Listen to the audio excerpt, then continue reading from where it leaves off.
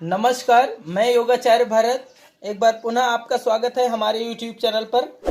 UGC net योग विषय के संदर्भ में जो आपकी यूनिट 3 है, जिसका पार्ट 2 जो दूसरा टॉपिक है योग कुंडलियों उपनिषद, आज हम इसके बारे में जानेंगे।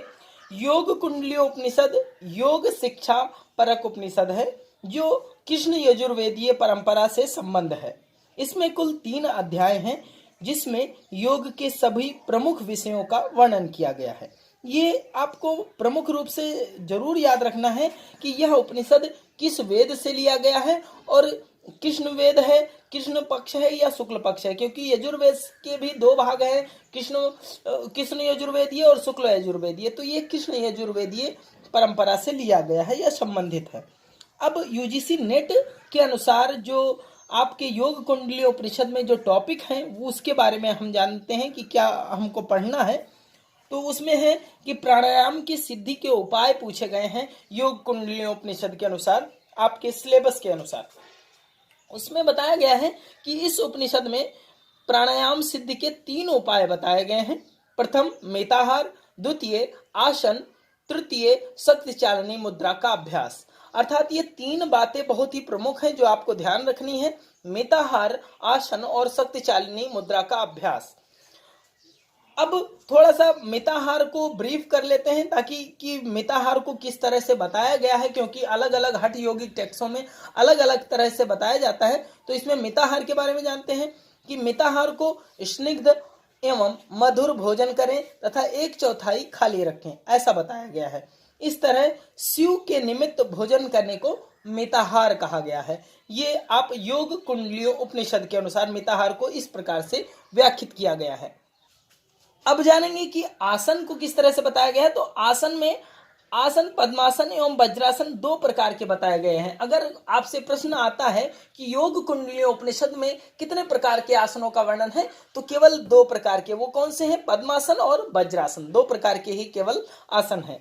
अब बात आती है शक्ति चालिनी मुद्रा की। तो शक्ति चालिनी मुद्रा के बारे में लिखा हुआ है कि कुंडली को प्रमुख शक्ति कहा गया है। बुद्धिमान साधक कुंडली चालन क्रिया के द्वारा कुंडली को नीचे ऊपर दोनों भ्रिकुटियों के मध्य ले जाता है। इस क्रिया को शक्ति चालिनी कहते हैं। इस प्रकार से शक्ति चालिनी का एक्सप्लेनेशन योग कुंडली उपनिषद में मिलता है। आगे प्राणायाम के भेद, ये आपके टॉपिक में है कि प्राणायाम के भेद आपको जानना है योग कुंडलियों उपनिषद के माध्यम से। प्राणायाम के भेद के बारे में कहते हैं, पहला है सूर्य भेदी प्राणायाम, दूसरा है उज्जाई प्राणायाम। अब सूर्य भेदी प्राणायाम को जानेंगे। श्वास द्वारा धीरे धीरे नासिका को बाहर, प्राणायाम के भेद के बारे में जानेंगे। पहला है सूर्य भेदी प्राणायाम। श्वास द्वारा धीरे धीरे दाईं नासिका से बाहरी वायु को उदर में भरें तथा बाईं नासिका द्वारा वायु को रेचक करें। यह क्रिया सूर्यवेदन कहलाती है। वात दोष और कृमि नष्ट होता है इस सूर्यवेदन प्राणायाम के अभ्यास से। दूसरा है उज्जाई प्राणायाम। मुंह बंद रखते हुए दोनों नासिका छिद्रों से वायु को खींचते समय वायु से गले में ध्वनि होती रहे। वायु को हृदय एवं कंठ तक भरें और कुंभक कर बाईं नासिका से रेचक करें। जो तीसरा प्राणायाम है शीतली प्राणायाम। इसमें जिह्वा के द्वारा वायु को खींचकर कुंभक करें, तत्पश्चात नासिका से रेचक करें। शीतली प्राणायाम से प्लीहा, गुल्म, पित्त, ज्वर और तृष्णा आदि रोगों का शमन होता है। चौथा जो प्राणायाम है भस्त्रिका प्राणायाम। यह पद्मासन में बैठकर तीव्र गति से वायु का पूरक रेचक करें, जिससे कि वायु का स्पर्श कंठ, तालु, सिर व हृदय तक हो। इन कुंभक के साथ 3 प्रकार के बंध लगाने चाहिए, जिसे आप महाबंध कहते हैं, जो आपका जालंधर बंध, उद्यान बंध और मूल बंध को, तीनों बंधों को इस प्राणायाम के बाद लगाना चाहिए तो अधिक लाभ प्राप्त होता है, ऐसा भी वर्णन मिलता है। तो इस प्रकार से जो आप प्राणायाम देख रहे थे, तो 4 प्रकार से प्राणायामों का वर्णन किया इस योग कुंडलियों उपनिषद में। जो पहला था सूर्य भेदी प्राणायाम, दूसरा था उज्जाई प्राणायाम, तीसरा था आपका जो है शीतली प्राणायाम और चौथा है भस्त्रिका प्राणायाम।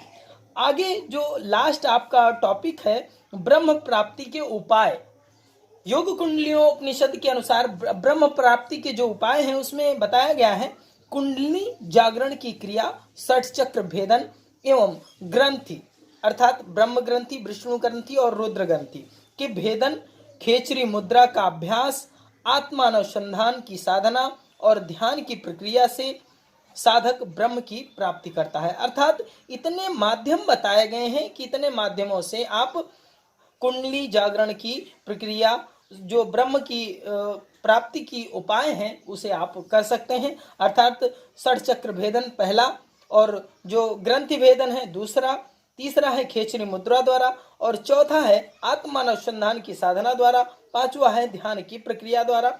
इस तरह से 5 प्रकार से आप ब्रह्म की उपाय को प्राप्त करने के उपाय बताए गए हैं योग कुंडलियों उपनिषद के अनुसार। इस प्रकार से यूजीसी नेट के अनुसार का जो सिलेबस है उसके अनुसार ये योग कुंडलियों उपनिषद पूर्ण हुआ। इति संपूर्णम। आपका बहुत बहुत धन्यवाद, आभार।